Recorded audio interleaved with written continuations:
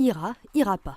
C'est la question que tout le monde se pose, même si François Fillon lui-même le dit « j'irai jusqu'au bout ». En Savoie-Mont-Blanc, beaucoup ont lâché le soldat Fillon, à commencer par le président du conseil départemental de Haute-Savoie, Christian Monteil. Son parrainage, c'est à Alain Juppé qu'il l'avait accordé, avant que ce dernier n'annonce qu'il ne serait pas le plan B. Un véritable vaudeville à 45 jours du premier tour de la présidentielle. On est dans une situation difficile pour cette élection présidentielle. Moi, je n'ai pas envie ni de M. Macron ni de Mme Le Pen. Et je pense que François Fillon est affaibli.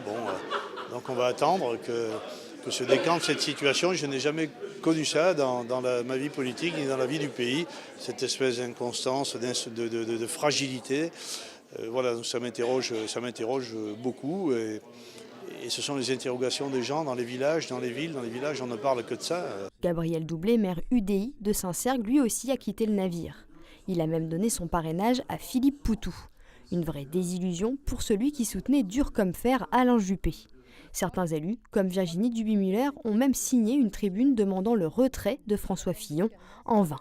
J'ai trouvé ça très courageux, parce que certains disent que les élus qui ont fait ça sont des élus qui quittent le navire, enfin qui seraient en quelque sorte lâches et qui ne penseraient qu'à leur poste futur. Je crois qu'au contraire, c'est très courageux d'oser affirmer des positions et de dire que ce n'est plus possible, ce n'est plus tenable. Et aujourd'hui, si on ne veut pas aller droit dans le mur, alors qu'on était dans un contexte quand même où les élections étaient imperdables.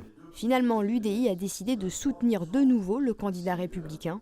En attendant le dénouement de ce feuilleton, François Fillon pourrait être mis en examen le 15 mars prochain, 2 jours avant la fin des dépôts de candidature.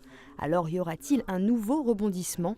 Si François Fillon décide finalement de se retirer, la droite pourrait se retrouver tout simplement sans candidat pour cette élection.